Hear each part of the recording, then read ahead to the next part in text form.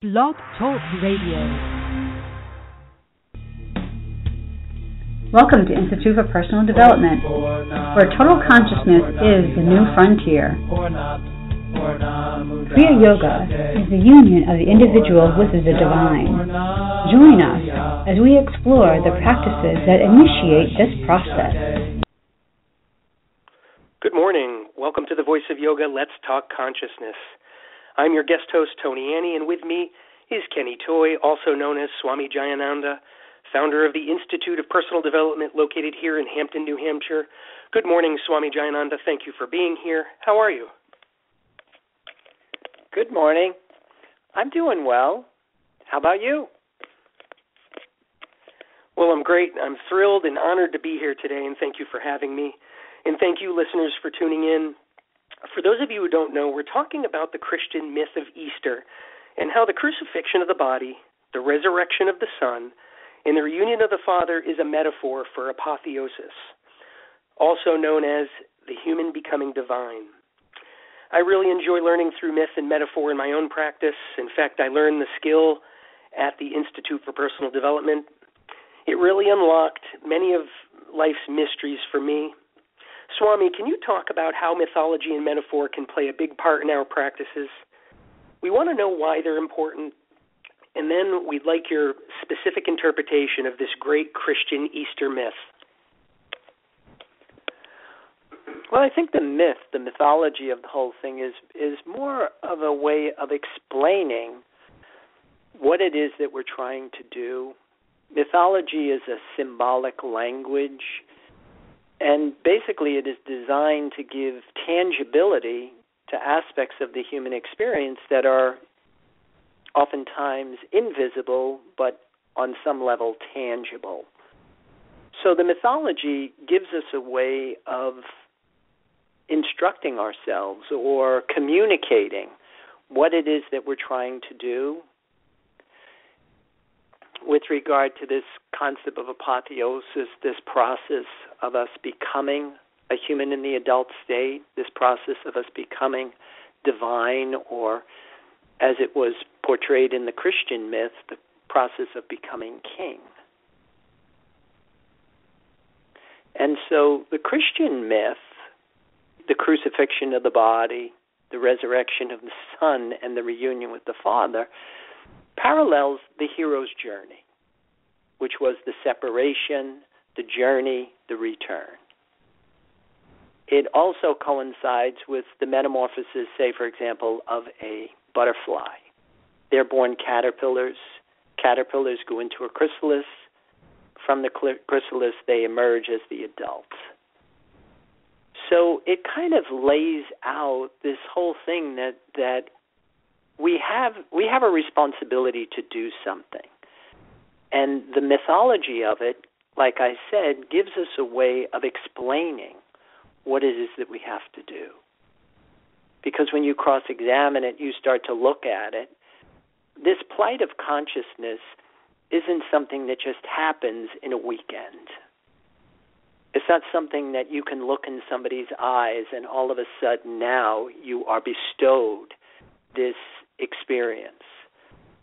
That it's something that we have to do, and it's pretty extensive. Because even if you just look at the crucifixion and the whole concept of, the stations of the cross, that there are 14 stations of the cross. If you look at the hero's journey, there are 12 labors to the task, 12 tasks, 12 labors that you have to fulfill, accomplish. There's a lot of reconciliation. There's a lot of cultivation that has to take place for the human to become this thing called divine. So, as a listener to the radio program, I know we've talked about this a few times, the importance of the physics of spirituality and this process of the human becoming divine, the hero's journey, like you mentioned, the metamorphosis of a butterfly. Can you tell us how this, message became lost? When you look at, current Easter, for example, which was such a symbolic time. You read, Easter Hare originally played the role of a judge, evaluating whether children were good or disobedient in behavior at the start of the season of Eastertide. This was from Wikipedia and was based on the German Lutherans. They started Easter, apparently, from history. So they started the modern version of that. So where did we go wrong? Well, historically, I don't really know. My whole theory is it really came with the split between science and religion. And when that historically happened, I'm not 100% sure. But one of the things that I do know is that when science split from religion, our sciences became more empirical, which meant that anything that wasn't verifiable through the senses didn't have much validity. And with that split, our religions seem to conform to the materialistic mentality of our sciences. So they both suffered severely. I think the thing that I found really most interesting was how the church began to persecute the early physicists who basically discovered that spirituality wasn't smoke and mirrors, but it was physics. And so the church actually, was threatened probably by these discoveries at this point because they probably were corrupted. We started to substitute this intellectual devotional mirage for true spiritual reality. And our religions, or at least, this Christian concept here, became way more secular than spiritual. Even the concept of, the feast, it should be a spiritual feast. And, we substitute food for prana, or the grace of God. And so we become, again, we're embroiled in a dimension of reality that doesn't allow us to experience the benefits of these earlier instructions because we don't understand the physics of it. This like attracts like, and two things can't occupy the same space at the same time. That this crucifixion of the body, this resurrection of the Son, and this reunion with the Father wasn't something that you believed in. It was something you had to do and undertake yourself. So you said, and we get it now, that religion is kind of instruction to do something. Apotheosis, the human becoming divine, this process. This is pretty powerful, and it actually made me better understand Catholicism. Do you think it can remove some of the ambiguity in other faiths, or is it just Christianity, just Catholicism? Oh, no. I think, it could definitely spill out into Buddhism and also Judaism, where I think if you really kind of follow the Kabbalah, you can really start to see that I think they had a really strong handle on this whole process of apotheosis. But again, most of it has deteriorated into intellectualism. And they're not really using the body in the same way. Or in some aspects, say, for example, my experience with Buddhism, the simple instruction of Buddha was to desire nothing, has deteriorated into Buddhists trying to stop desire, which is a very different dynamic. And it's very subtle if you understand the distinction between the two. Because the nothing is a dimension of reality that the Christians called God. And the whole intention is to desire nothing, or as the Christians said, to love God with your heart, your soul, and your mind. Well, in order to do that, we have to rebirth our bodies in this life force. And this crucifixion of the body basically is a metaphor for basically changing the pattern of your body, changing the reward circuits in your brain, changing neurological pathways, so that you desire a different resource, a different dimension of reality.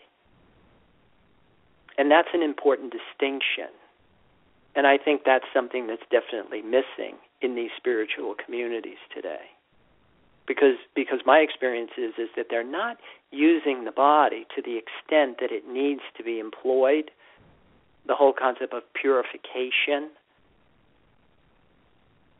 is an essential part. You have to purify the body of this original sin, this pattern that we come in with, before you can bring in the new symbol for validation, which brings you more to the physics of the experience.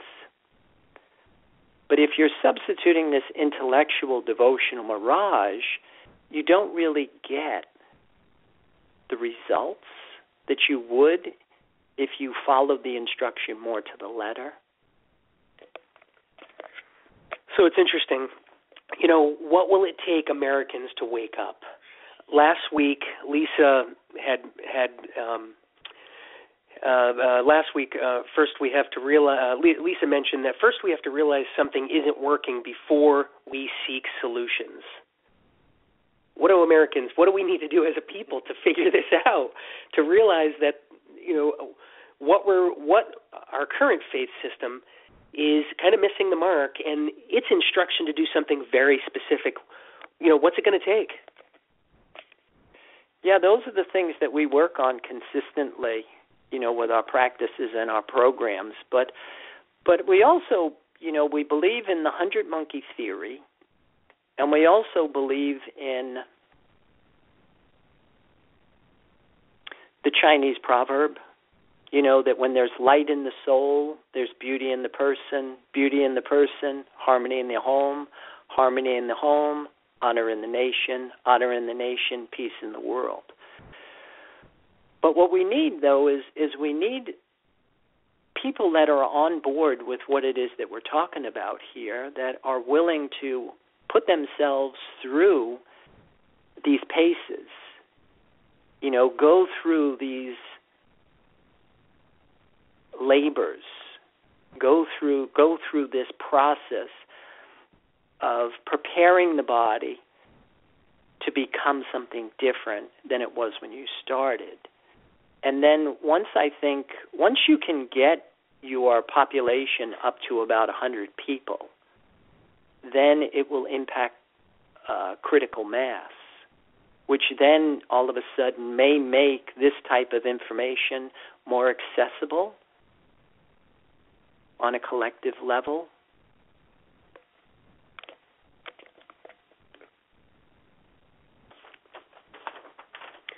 So, let's hold that thought and pause to hear for a word from our sponsors. Listeners, we'll be right back in a few moments. Stay with us. Om Purnamada Purnamidam Purnamudachyate. If you are looking for a samadhi-based experience, IPD Kriya Yoga has the goods. A complete yoga program that includes the practices and the process. Starting with the separation from mother, including the labors and tasks of the hero and the return as a whole person. Practice makes perfect only when practice is whole. Kriya Yoga is a path of action, knowledge, and devotion. Samadhi, or total consciousness, is experienced by knowing and doing with devotion. Call or click now and get started.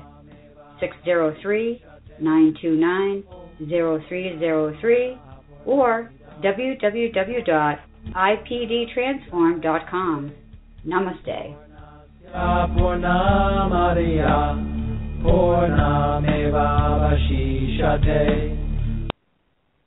Well, welcome back. For those of you just joining us, you are listening to The Voice of Yoga, and we are talking consciousness. We're also talking all things myth, metaphor, and some things Easter. So back to this process, back to some symbolism, back to the practice, the physics. So I've heard you say it a few times in the past and on these shows that practice doesn't make perfect. In fact, Lisa mentioned it in our little advert. Practice doesn't make perfect. Perfect practice makes perfect. What we're really talking about is the physics here. It only happens one way. And so I wonder your thoughts, Kenny. We've got the symbolism of Santa Claus, which you talked about in December. Now we've got the symbolism of the Easter Bunny, and it's a mess. Can you straighten this out? What are the symbols? What do people need to reach to? What do they need to go to make sure they're in bedrock and have a firm foundation? Yeah, it is kind of tough to compete against the secular aspect of our religions. And I think also, even equally as difficult, I find, is the whole celebrity, pseudo, kind of New Age spirituality that embraces the Easter Bunny and Santa Claus and everything is wonderful and great. And we don't really have any motivation to do something other than, continue to indulge ourselves in duality. And the problem with that is that if we continue to draw from fear and limitation, we will continue to keep our minds small and we will continue to have problems, basically, because that's the nature of the resource that we are embroiled in. So to try and resurrect, I want to say the concept of a spiritual feast, you really have to understand the physics of spirituality. That it's not about conduct. God isn't a person, but it's an energy field. And good conduct is a requirement to make the connection, but it's the connection that becomes the resource that we prey on, that we literally indulge ourselves in. But there's a very big distinction between what we call sons of men and sons of God. And it's all going to come down to what energy field do I desire. Because if you desire particles, you will be of this lower animal nature. If you desire waves, you will be of a equally low but human nature. But if you desire the void or the nothing, you will become of this divine nature. And it is your connection to that energy field that initiates this progressive cycle, this whole thing of expanding your mind beyond the limits of seeing yourself as a separate entity. In fact, didn't you mention something about what Joseph Campbell had said? Yeah, sure. I was reading Joseph Campbell, a gentleman who spent most of his life studying and teaching mythology. He expressed his thoughts when asked by Bill Moyers, why are there so many stories of the hero in mythology? Campbell replied, it's what's worth writing about. A hero or heroine does something beyond the normal range of achievement or experience. A hero is someone who has given his or her life to something bigger than oneself. You think Jesus did this? Well, I think that comes with the territory. See, when matter and mind come together with this energy field, remember, Jesus was the Son of God. Remember, Hercules was the Son of Man and the Son of God. That this Son of God is a metaphor for a human being that now rebirthed their body in this other energy field. But when matter and mind come together with that information, that's what initiates this progressive cycle. It impregnates the seed of the mind, and your mind, your sense of self, starts to transcend the limits of just seeing yourself as a separate entity.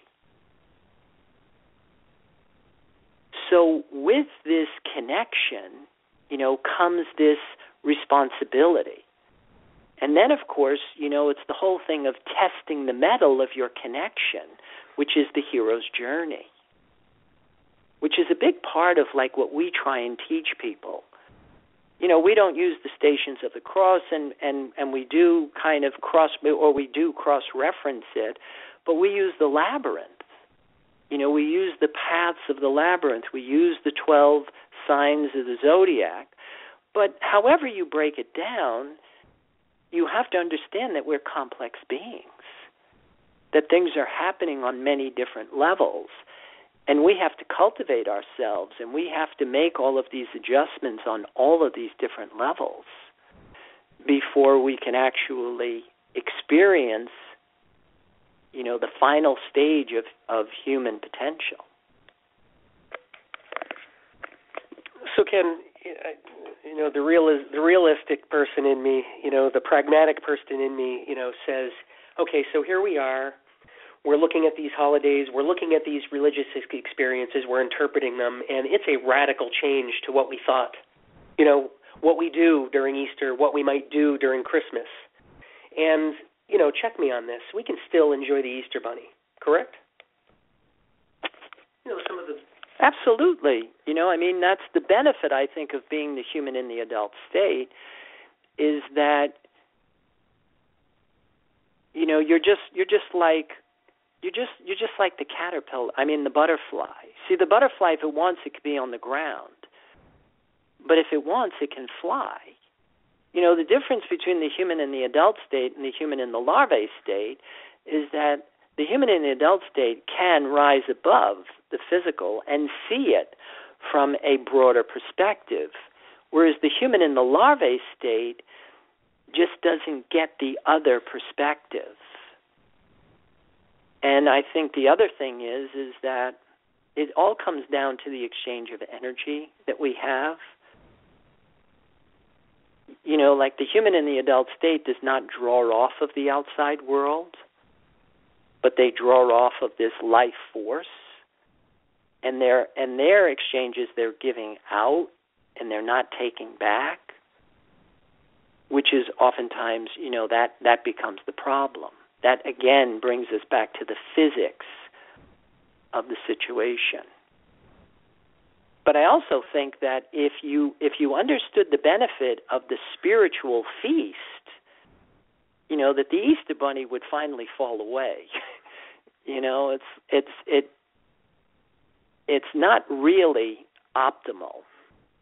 Just like, today, we use food to validate ourselves.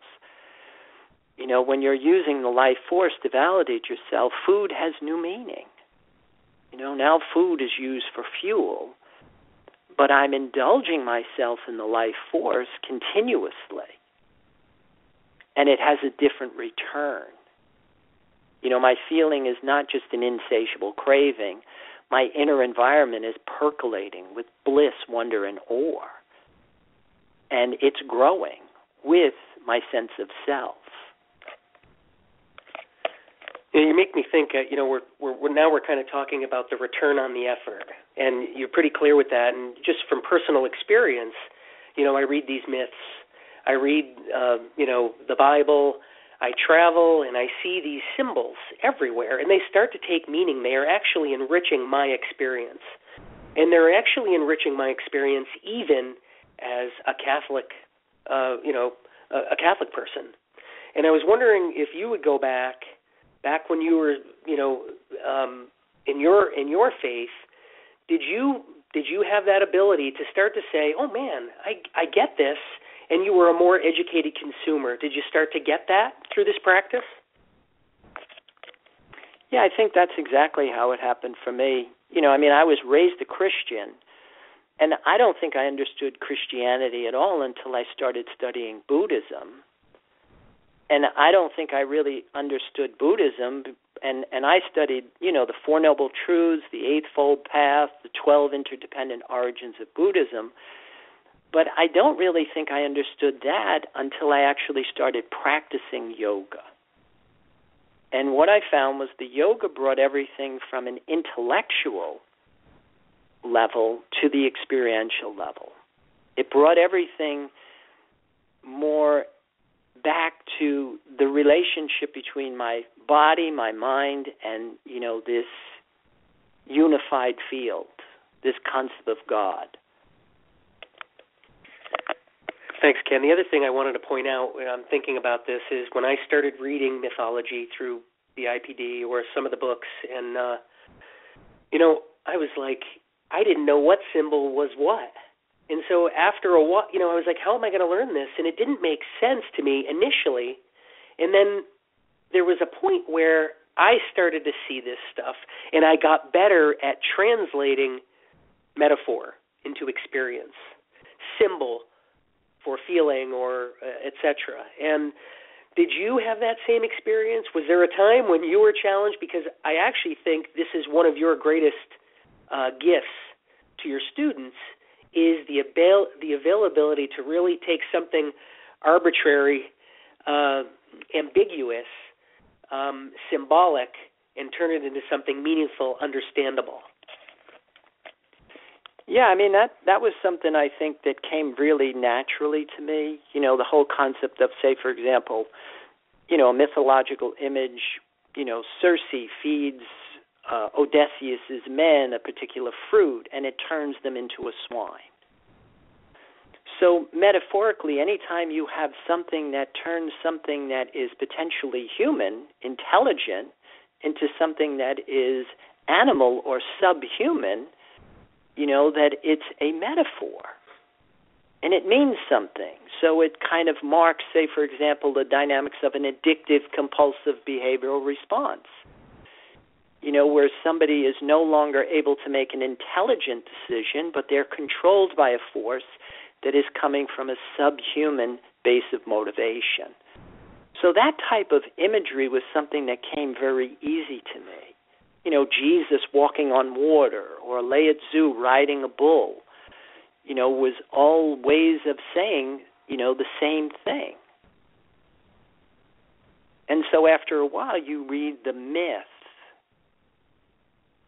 because it's a way of giving tangibility to something that's invisible and intangible. Because what's going on in your inner environment when you're struggling with an unnecessary dependency, and the forces are overbearing, and they take over the performance? These are things that, mythology was a language, and how this hero's journey becomes the solution. And those are things that we incorporate into all of our programs. I get it. I kind of see it puts things in, it puts arbitrary, ambiguous things into context of our life. There's application. So we've achieved a lot today.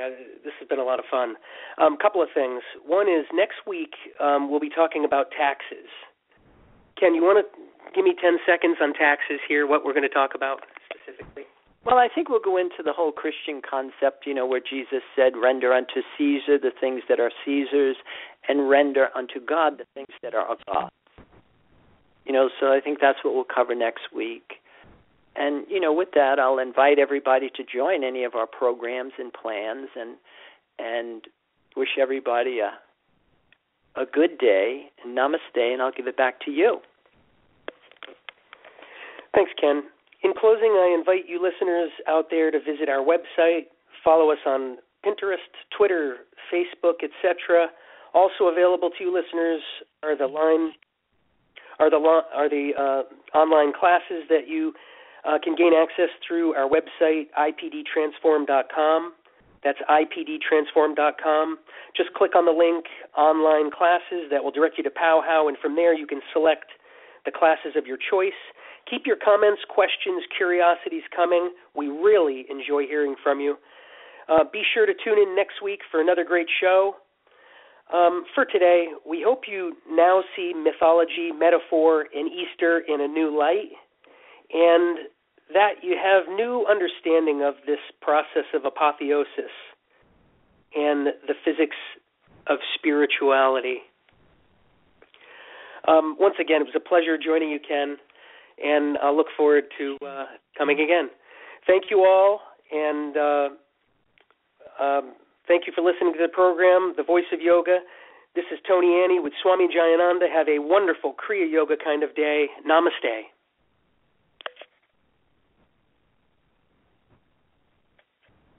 I don't know. I lost the studio.